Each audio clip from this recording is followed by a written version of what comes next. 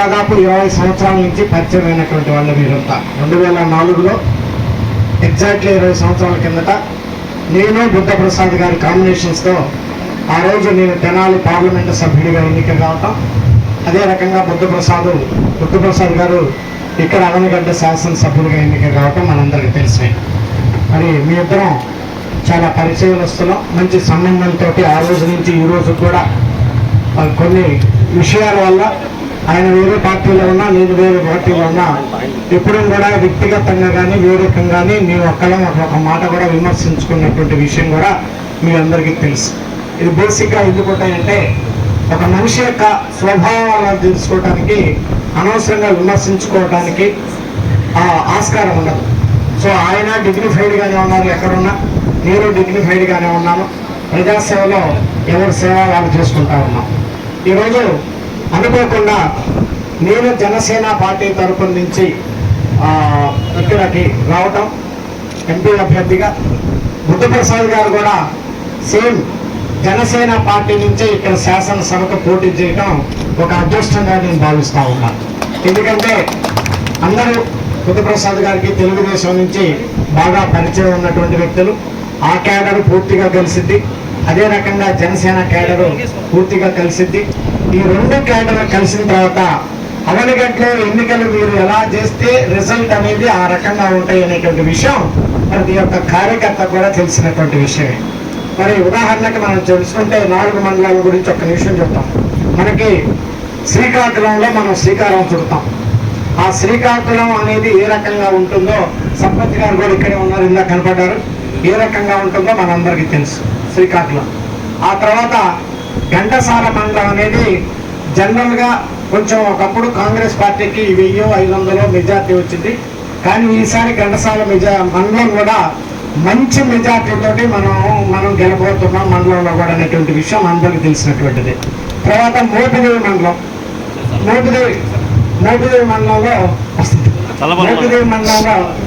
సరే చల్లపల్లి మండలం చాలా పెద్ద మండలం.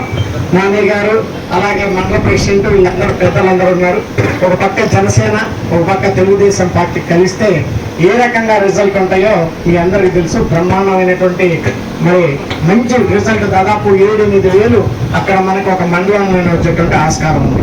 తర్వాత మురుగునూరు మండలాన్ని గురించి చెప్పాలంటే ఏ ఒక్క గ్రామంలో కూడా వైసీపీకి మెజార్టీ రాదు. మోపిదేవి మండలం అందులో ఈ సందర్భంగా మీకు మనం ఉన్న 4 విలేజెస్లో పెద్ద విలేజ్లో మరి పదకల్లేపల్లి కానివ్వండి, కోసూరువారిపాలెం కానివ్వండి, మోపిదేవి కానివ్వండి, అలాగే పెద్దపల్లి కానివ్వండి, ఎక్కడ కూడా వాళ్ళకి మెజార్టీ వచ్చే పరిస్థితి లేదు. మిగిలినటువంటి విలేజెస్లో కూడా ఎక్కడ కూడా మీరు చూడండి, తర్వాత ఎక్కడ కూడా ఏ విలేజ్లో కూడా వైసీపీకి మెజార్టీ వచ్చేటువంటిది లేదు. ఇక అవనిగడ్డ గురించి తెలిస్తే అది కూడా బ్రహ్మాండమైనటువంటి మెజార్టీ వచ్చింది. 2 క్యాండిడేట్లు, MP candidate, MLA candidate Avanigadda Bandalacheru నుంచి అయినా అక్కడ కూడా మనకి మంచి మెజార్టీ వచ్చింది, అందులో డౌట్ లేదు. కోడూరు మండలానికి ఇప్పుడు జనసేన పార్టీ తెలుగుదేశం పార్టీ కలిస్తే అక్కడ బ్రహ్మాండంగా ఉంటుంది. చాలా పనులు చేశాం వ్యక్తిగతంగా, నేను కూడా అందరికీ తెలుసు అక్కడ బ్రహ్మాండంగా ఉంది. ఇంక చివరికి నాగాలంక పోయేటప్పుడు కూడా ఇందాక బుద్ధప్రసాద్ గారు చెప్పినట్లుగా కూడా అనేకమైనటువంటి ఈరోజు జాయినింగ్స్ చాలా ఉన్నాయి. ఎక్కడ నాగాలంక మండలం కానివ్వండి, చల్లపల్లి కానివ్వండి, ఇప్పుడు ఇంకా రావాల్సినటువంటి చాలా ఉన్నాయి. అవన్నీ కూడా మనకి జాయినింగ్ అయిపోయిన తర్వాత ఇప్పుడు అవనిగడ్డ నియోజకవర్గం వారు వన్ సైడ్ అనేది ఉంటుంది అనేటువంటి విషయంలో ఎటువంటి సందేహం లేదనేటువంటి విషయాన్ని ఈ సందర్భంగా మీకు మనవి చేస్తా ఉన్నాం. ఈరోజు ఒక పక్క పవన్ కళ్యాణ్ గారిని గురించి కానివ్వండి, ఇంకొక పక్క చంద్రబాబు నాయుడు గారి గురించి కానివ్వండి, మనందరం కూడా కొన్ని విషయాల్లో మరి కాంప్రమైజ్ కావాల్సినటువంటి అవసరం ఉంది. మరి ఎలక్షన్స్ టైంలో మనం కొన్ని ఆలోచనలు మనకు ఉంటాయి, నో డౌట్. కానీ నిబంధనల ప్రకారంగా ఏదైతే ఇద్దరు కలయిక ఉందో ఆ కలయికతోటి మీరందరూ కూడా కలిసి రావాలని చెప్పేసి మాత్రం మిమ్మల్ని అందరినీ కూడా నేను రిక్వెస్ట్ చేస్తూ ఉన్నాను. సరే, బుద్ధప్రసాద్ గారి గురించి మీకు తెలుసు, మరి నేను ప్రత్యేకంగా చెప్పనక్కర్లేదు. మరి వాళ్ళ ఫాదర్ గారి దగ్గర నుంచి ఎన్నోసార్లు ఈ నియోజకవర్గానికి పోటీ చేసి మరి ఆయన మంత్రిగా, అలాగే బుద్ధప్రసాద్ గారు మంత్రిగా పనిచేసినటువంటి చరిత్ర ఉన్నటువంటి కుటుంబం బుద్ధప్రసాద్ గారి కుటుంబం. మీకు దివిసీమలో అనేకమైనటువంటి వరదలు వచ్చినా తుఫాన్లు వచ్చినా వాళ్ళ ఫాదర్ ఏ రకంగా ఒక పార్లమెంటు సభ్యుడిగా ఇందిరాగాంధీ గారిని తీసుకురావడం, రాజీవ్ గాంధీ గారిని తీసుకురావడం, ఆ రోజుల్లో పెద్ద లీడర్లో మరి ప్రముఖ పాత్ర వహించి మరి ఈ నియోజకవర్గం అభివృద్ధి కోసం కృషి చేసినటువంటి వాళ్ళల్లో వాళ్ళ ఫాదర్ ఉన్నారు, అదే రకంగా ఆయన ఉన్నారు. మరి ఒక సిద్ధాంతాల ప్రకారంగా ఎలా పడితే అలా కాకుండా ఒక మంచి పొలిటీషియన్గా పేరు ఉన్నటువంటి కుటుంబం బుద్ధప్రసాద్ గారి కుటుంబం. మరి అదే రకంగా 2004 నుంచి మీ అందరికీ తెలుసు, నేను కూడా ఇక్కడ ఉన్నటువంటి సమస్యలో భాగస్వాములు అయ్యాను. ఎస్పెషల్గా కోడూరు నాగాలంక మండలంలో ఆ పొలాలు పూర్తించడంలో ఆ రోజు నేను బుద్ధప్రసాద్ గారు కలిసి మరి రైతాంగానికి ఆ డెవలప్మెంట్ యాక్టివిటీలో నేను కూడా భాగస్వామ్యం అయ్యాను. అదే రకంగా ఈరోజు ఎదురుమండి బ్రిడ్జి కడతా అనేటువంటి విషయంలో నేను ఎదుర్కొన్నటువంటి సమస్యలు మీ అందరికీ తెలుసు, నేను ప్రత్యేకంగా చెప్పనక్కర్లేదు. కానీ ఆ సమస్యని డెఫినెట్గా అధిగమిస్తాం, ఎదురుమండిని బ్రిడ్జిని నిర్మించేటువంటి బాధ్యత తీసుకుంటాం అనేటువంటి విషయాన్ని కూడా ఈ సందర్భంగా మీ అందరికీ కూడా మనవి చేస్తూ ఉన్నాను. అదే రకంగా ఈరోజు మనకి పోర్టు బ్రహ్మాండంగా శరవేగంతో నడుస్తూ ఉంది. మనం పవర్ ఫైనాన్స్ కార్పొరేషన్స్ ద్వారా 4,000 కోట్ల రూపాయల రుణాన్ని తీసుకొచ్చి ఆ డబ్బులు నా బాధ అంత ఏంటంటే తీసుకొని ఏపీ గవర్నమెంట్ అకౌంట్లో వేసుకొని ఎక్కడ ఫ్రాడ్ చేస్తారో అని చెప్పేసి ఆ ఏపీ గవర్నమెంట్ అకౌంట్లో వేయలేకుండా దాన్ని ఒక టెక్నికల్గా ఎస్కో అకౌంట్ అని చెప్పేసి ఒక అకౌంట్ను ఓపెన్ చేపించి ఆ 4,000 కోట్ల రూపాయల డబ్బులు తీసుకొచ్చి ఆ అకౌంట్లోనే పెట్టి ఎప్పుడు కోర్టు పనులు 100 కోట్లు అయితే ఆ బిల్లు డైరెక్ట్గా వెళ్తే అందుకనే ఇంత ఈరోజు శరవేగంగా కోర్టులు పనులు నడుస్తున్నాయంటే ఆ డబ్బులు అకౌంట్లో లేకుండా ఒక ఎస్క్రో అకౌంట్లో ఉండబట్టే కాంట్రాక్ట్ పోబట్టే ఆ పనులు నడుస్తున్నాయనేటువంటి విషయాన్ని కూడా ఈ సందర్భంగా మీకు మనం చేస్తా ఉన్నాం. కోర్టు అనేది ఒక వరం ఆ ప్రాంతానికి డెఫినెట్గా. ఈరోజు వైజాగ్ డెవలప్ అయిందంటే విశాఖపట్నం అక్కడ పోర్టు ఉంది కాబట్టి కొన్ని లక్షల మందికి ఉద్యోగ అవకాశాలు అక్కడ వచ్చాయి. అదే రకంగా మద్రాసు కూడా డెవలప్ అయిందంటే అక్కడ పోర్టు ఉంది కాబట్టి కొన్ని లక్షల మందికి అక్కడ ఉద్యోగ అవకాశాలు వచ్చాయి, వ్యాపార అవసరాలు వచ్చాయి, రియల్ ఎస్టేట్లు పెరుగుతుంటాయి, చాలామంది జనాభా కూడా పెరుగుతుంటారు. అదే రకంగా మచిలీపట్నంలో కూడా ఇది ఎప్పుడో పోర్చుగీస్ వారు దాదాపు 100 సంవత్సరాల కిందట ఏదో జట్టీలు పెట్టి మరి కోర్టును నడిపారు అనేటువంటి మనం కొన్ని పుస్తకాల ద్వారానో మనం చదువుకుంటా ఉంటాం. కానీ వాస్తవంగా ఇక్కడ కూడా పోర్టు ఉంటే ఈ ప్రాంతంలో ఉన్నటువంటి ప్రజానికానికి తప్పకుండా ఉద్యోగ అవకాశాలు వస్తాయి అనేటువంటి ఉద్దేశంతో మీరు నాకు ఇచ్చినటువంటి అవకాశం ఏదైతే ఒక పార్లమెంటు సభ్యుడిగా ఎన్నుకున్నారో ఆ అవకాశానికి నాకు వచ్చినప్పుడు అక్కడ అధికారులతో మాట్లాడి ఇక్కడ అధికారులను తీసుకొని ఢిల్లీ అధికారులతో మాట్లాడి మరి ఆ పోర్టు రావడంలో నా వంతు నేను కూడా కృషి చేశాను, ఈ డెవలప్మెంట్ యాక్టివిటీలో నేను కూడా భాగస్వామిని అయ్యానని మాత్రం నేను ఎప్పుడూ చెప్పుకుంటా ఉన్నాను. అందులో వాస్తవం ఉందనేటువంటి విషయాన్ని కూడా ఈ సందర్భంగా మీకు మనం చేస్తా ఉన్నాను. ఒక్కసారి ఆ పోర్టు కంప్లీట్ అయిన 1 సంవత్సరాల 2 సంవత్సరాల పోర్టు కంప్లీట్ అయితే మనం డెఫినెట్గా ఈ మచిలీపట్నం ఈ చుట్టుపక్కల ఉన్నటువంటి ప్రాంతంలో ఉన్నటువంటి అనేకమైనటువంటి ట్రాన్స్పోర్టేషన్స్ పెరుగుతాయి. మరి గూడ్స్ ద్వారా చాలా రవాణాలు జరుగుతూ ఉంటాయి. అదే రకంగా అనేకమైనటువంటి యాన్సిలరీ యూనిట్లు వస్తాయి. వీటిలన్నిటి ద్వారా చాలా మందికి వ్యాపారాలు చేసుకునేటువంటి అవకాశం వస్తుంటాయి. అలాగే ఉద్యోగ అవకాశాలు కూడా వస్తాయి. ఒక పార్లమెంటు సభ్యుడిగా దీన్ని ఒక ప్లాన్ ప్రకారంగా కొంతమందితో అవగాహన సదస్సులు నడిపించేశాను. ఏ రకంగా దీన్ని ఉద్యోగ అవకాశాలు చేయాలో ఒక పార్లమెంటు సభ్యుడిగా నేను తప్పకుండా వాటన్నిటికీ కృషి చేసి ఇక్కడ ఉన్నటువంటి యువత కోసం, ఇక్కడ ఉన్నటువంటి వ్యాపారస్తుల కోసం నా వంతు ఏదో ఒక రకంగా వాళ్ళని అప్గ్రేడ్ చేసేసి వాళ్ళ జీవితంలో ఫైనాన్షియల్గా కూడా డెవలప్ అయ్యే విధంగా చేస్తాననేటువంటి విషయాన్ని కూడా ఈ సందర్భంగా మీకు మనం చేస్తా ఉన్నాం.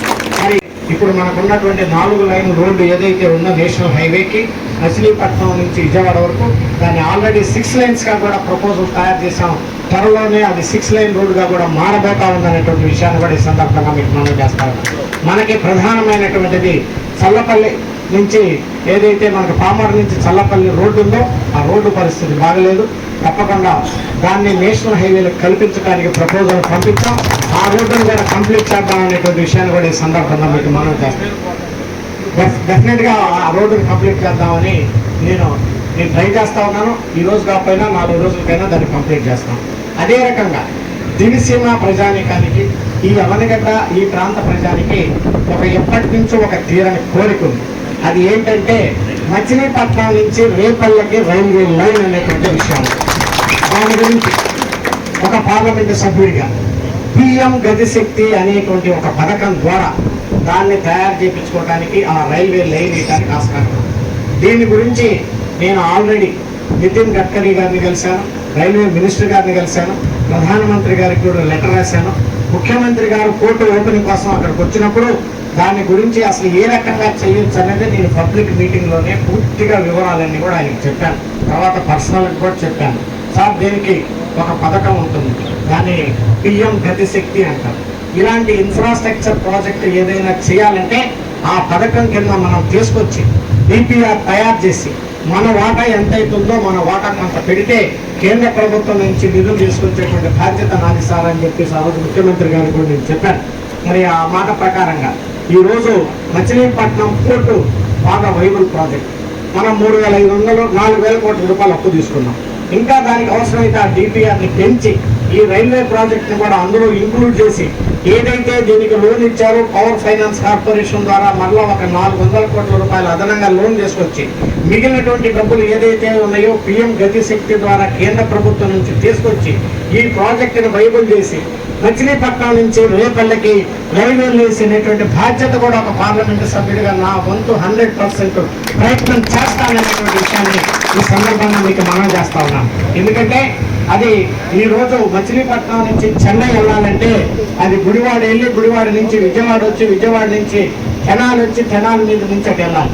అదే ఇక్కడి నుంచి డైరెక్ట్గా రేపల్లెకి కానీ రైల్వే లైన్ అనేస్తే దాదాపు 55 కిలోమీటర్ల నుంచి 60 కిలోమీటర్లు షార్ట్ డిస్టెన్స్ కావడమే కాకుండా ఈ ప్రాంత ప్రజానికం కోరిక కూడా నెరవేర్చినటువంటి ప్రాజెక్టు ఈ మచిలీపట్నం నుంచి రేపల్లె రైల్వే లైన్ అనేటువంటి విషయాన్ని కూడా నేను మీకు తెలియజేసుకుంటూ మీరు మా ఇద్దరిని ఆశీర్వదించండి. ఇంకా అనేకమైనటువంటి మీ అందరికీ తెలుసు కమ్యూనిటీ హాల్ తీసుకొచ్చాం.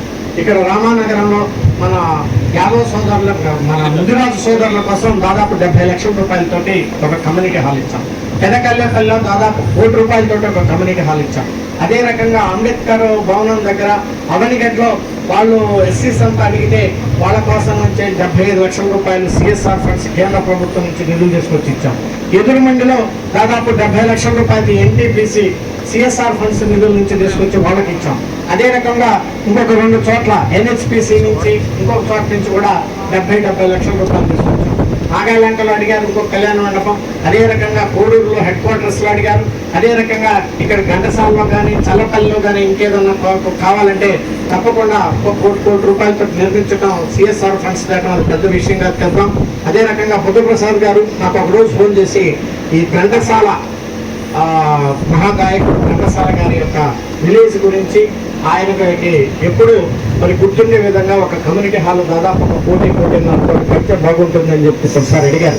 దానికి కూడా నేను ప్రపోజల్ పెట్టాం. అవి త్వరలోనే వస్తాయి. దాంతో కూడా అక్కడ కూడా ఒక కళ్యాణ మండపం నిర్మిద్దామనేటువంటి విషయాన్ని సందర్భంగా మనం చేసుకుంటూ మరి పెదకల్లేపల్లి అయితే జనరల్గా సిఎస్ఆర్ ఫండ్స్ బ్రిడ్జెస్కి ఇవ్వకపోతే నేనేదో వాళ్ళని ఒప్పించి మీరు వాళ్ళు పండించుకున్నటువంటి పంట అటువైపు వెళ్ళలేకపోతున్నాం, తెచ్చుకోలేకపోతున్నాం, దాదాపు 500 ఎకరాలు ఉన్నాయంటే దాదాపు 30 లక్షల రూపాయలతోటి పెదకల్లేపల్లిలో కూడా ఒక బ్రిడ్జ్ కోసం కూడా సిఎస్ఆర్ ఫండ్స్ ఇచ్చాం. ఈ టెండర్ పిలవబోతా ఉన్నాం. ఇటువంటి విషయాన్ని కూడా సందర్భంగా మీకు మనం చేస్తాం. ఈ రకంగా బరంకల్లో ఆ బ్రిడ్జ్ కూలిపోతే అటు కనెక్టివిటీ లేదు. మరి ఆ గ్రామవాస్తులు చాలామంది నా దగ్గరకు వచ్చి ఈ మరి మందు కట్టలు తీసుకెళ్లాలన్నా యూరియా అంటే తీసుకెళ్లాలన్నా ఈ సైకిల్ మీద ఎంతో 4-5 కిలోమీటర్లు తిరిగి రావాలి ఇబ్బంది ఉందంటే మరి నాకు తెలుసు స్టేట్ గవర్నమెంట్ డబ్బులు. అందుకని చెప్పి నా ఎంపీ ఫండ్స్దే కాకుండా ఎవరో రాజ్యసభ ఎంపీ ఫండ్స్లో పరిమళ నప్పాని గారు లాంటి వాళ్ళలో పట్టుకొని ఒక 2 కోట్లు తీసుకొచ్చి ఆ పరంకర బ్రిడ్జికి 80 లక్షలతోటి ఎంపీ ఫండ్స్ ద్వారా శంకుస్థాపన చేశాననేటువంటి విషయాన్ని కూడా ఈ సందర్భంగా మీకు మనం చేస్తాము. అదే రకంగా కోడూరు దగ్గర నరసింహాపురం అనేటువంటి విలేజ్లో కూడా బ్రిడ్జ్ కూలిపోతే దాన్ని కూడా స్టేట్ గవర్నమెంట్ దగ్గర డబ్బులు లేవు అది చేయనంటే నేను అలాగే ఇక్కడ ఉన్నటువంటి పార్లమెంటు సభ్యులు రాజ్యసభ పార్లమెంట్ సభ్యులు టీడీపీ కనకమైన రవీంద్ర గారు నేను కొంచెం కూడా ఆయన అడిగాను. నేను పార్లమెంట్లో కనుక్కున్నప్పుడు అన్న నీది అవనగడ్డే కదా, నాది కూడా అవనగడ్డే, చెరువు సగం బ్రిడ్జిని కంప్లీట్ చేద్దామంటే ఆయన కూడా దాంతో కూడా కలిసి కంప్లీట్ చేశాను. ఈ రకంగా నా ఒక్కడి దగ్గరే శక్తి లేనప్పుడు నలుగురు దగ్గరికి పోయి రాజ్యసభ సభ్యుల దగ్గర ఏ రకంగా ఈ బ్రిడ్జిని నిర్మించాలి, ఈ కాలువలను నిర్మించాలి, ఏ రకంగా ఇది చేయాలనేటువంటి ఆలోచన ఈ దిశమ ప్రజానికం కోసం నా మనసులో ఎప్పుడూ ఉంటుందనేటువంటి విషయాన్ని కూడా ఈ సందర్భంగా మీ అందరికి కూడా మనం చేస్తాను. మరి ఫిషర్మెన్ కమ్యూనిటీ కోసం దాదాపు 12 కోట్ల రూపాయలు తీసుకొచ్చాను సిఎస్ఆర్. మరి అవన్నీ జీవోలతో సహా పేపర్లతో సహా అన్నీ రెడీగా ఉన్నాయి. రేపు ఒక్కసారి ఎలక్షన్స్ కూడైపోయిన తర్వాత ఈ 12 కోట్ల రూపాయలు ఇక్కడ ఉన్నటువంటి మచిలీపట్నం పార్లమెంట్లో ఫిషర్మెన్స్ ఎక్కడెక్కడ ఉన్నారు, ఎక్కడైతే జెట్టి కావాలో ఆ జెట్టి, అలాగే బోట్లు ఎక్కడైతే కావాలో బోట్లు, అదే రకంగా వేరే చోట్ల ఇంకా వలలు, డ్రై ఫిష్ ప్లాట్ఫామ్స్ ఆ విలేజ్కి తగ్గట్టుగా ఫిషర్మెన్ కమ్యూనిటీ వాళ్ళు ఎక్కడెక్కడైతే అడిగారో అవన్నీ కూడా తయారు చేసాం. సోలార్ లైట్స్ కోసం తయారు చేసాం, అన్నిటి కోసం చేసాం, వాళ్ళకి హెల్త్ సెంటర్ కోసం చేసాం. ఇవన్నీ కూడా మంచి బోట్లు ఒక 2కి ఆర్డర్ ఇచ్చాం. ఆ బోట్లు ఎట్లా ఉంటాయంటే ఇప్పుడు మనకి తిరిగేటువంటి బోట్లు కాదు, ఇక్కడ ఒక హై స్టాండర్డ్ ఉన్న బోట్, అంటే లండన్లోనో ఫ్రాన్స్లోనో వాళ్ళకి ఒక 10 రోజుల పాటు వేటకి వెళ్తారు. ఒక రూమ్ ఉంటుంది, ఏసీ రూమ్, అందులో వెళ్ళి మంచి స్టోరేజ్ కెపాసిటీ ఐస్ బాక్సులతో ఉండేటువంటి 5 రోజులు అన్నారు. వాళ్ళు సముద్రంలోకి వెళ్ళిన తర్వాత ఆ ఫిష్ సరిగా ఏ ప్రాంతంలో దొరికిద్ది, ఏ ప్రాంతంలో దొరకదు అనేటువంటిది అనవసరంగా వీళ్ళు టైం వేస్ట్ చేసుకోకుండా దానికి ఒక సిగ్నల్స్ని ఏర్పాటు చేస్తారు science and development technology minister ద్వారా. సపోజ్ వాళ్ళు ఈ ప్రాంతంలో ఆ బోటు తిరుగుతూ ఉంటే వాళ్ళకి సిగ్నల్ వచ్చింది, మీరు ఇక్కడ అనవసరం తిరగొద్దు, ఇక్కడ నుంచి అంత దూరం పోండి, అక్కడ ఫిష్ ఉన్నాయి అని చెప్పేసి వాళ్ళకి ఒక సిగ్నల్స్ దాంట్లో ద్వారా ఒక SMS రూపంలో వచ్చింది. ఆ దాంట్లో వాళ్ళు అక్కడికి వెళ్తే అక్కడ ఫిష్ ఉంటుంది. అది శాటిలైట్ ద్వారా వాళ్ళకి సిగ్నల్స్ వస్తాయి. అటువంటి బోట్లను తయారు చేసి ఒక యువతని ప్రోత్సహించి ఒక్కొక్కటి 1,60,00,000 రూపాయలతోటి ఫ్రీగా 2 బోట్లు కూడా ఇవ్వబోతున్నాం అనేటువంటి విషయాన్ని కూడా అగ్రికుల క్షత్రియుల సోదరులు కూడా నేను తెలియజేస్తా ఉన్నాను. ఈ రకంగా ఎక్కడ నాకు ఆస్కారం ఉందో, ఎక్కడ ఏ పని మీద చేయాలో మరి ఉన్నప్పుడు ప్రజలు కలిసినప్పుడు వాళ్ళ కష్టాలు చెప్పినప్పుడు అవి నా మైండ్లో రిజిస్టర్డ్ అయ్యి ఢిల్లీ వెళ్ళినప్పుడు మరి ఆ పనులు చేయటంలో నాకు కొంత అనుభవం ఉంది. తప్పకుండా ఇంతకంటే కూడా రానున్నటువంటి రోజుల్లో ఇంకా గొప్పగా చేస్తాననేటువంటి విషయాన్ని కూడా ఈ సందర్భంగా మీ అందరికీ మనం చేస్తా ఉన్నాం. చివరిగా పెద్దలు కొనకల నారాయణ గారు, వారికి లేకపోయినా వారి గురించి ఒక 2 మాటలు చెప్పాలి. మరి ఈరోజు ఆయన 2 సార్లు ఇక్కడ లోక్సభ సభ్యుడిగా ఎన్నికయ్యాడు.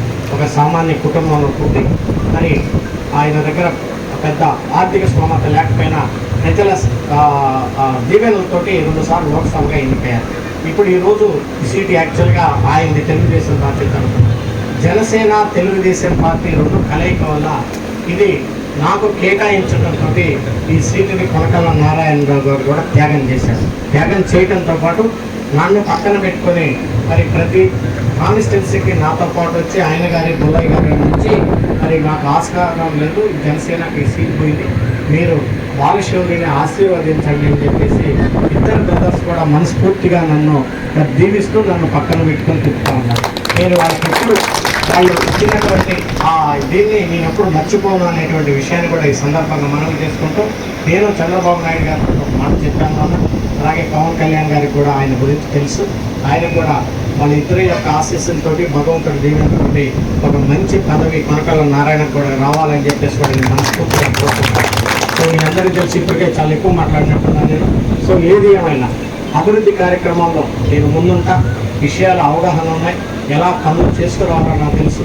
ఒక రోజు అటో ఇటో ఇద్దో కానీ ఇచ్చినటువంటి హామీలన్నింటినీ కూడా తప్పకుండా నేను పూర్తి చేసి ఈ అవనిగడ్డ నియోజకవర్గాన్ని పెద్దలు బుద్ధప్రసాద్ గారు నేను కలిసి మరి ఇక్కడ ఉన్నటువంటి సమస్యలన్నింటినీ కూడా పరిష్కరించడంలో మా వంతు మేము కృషి చేస్తామని చివరిగా మీకు చెప్పుకుంటూ మరలా చెప్తా ఉన్నాను.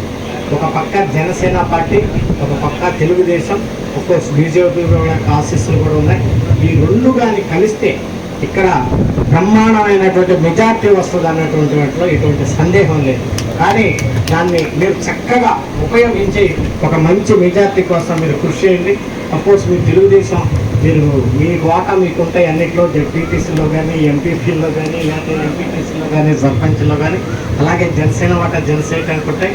మరి మొన్నటిదాకా అన్నీ తెలిసినటువంటి వ్యక్తి బుద్ధప్రసాద్ గారు తెలుగుదేశం పార్టీలో కూడా. సో నాకు అన్నీ తెలుసు.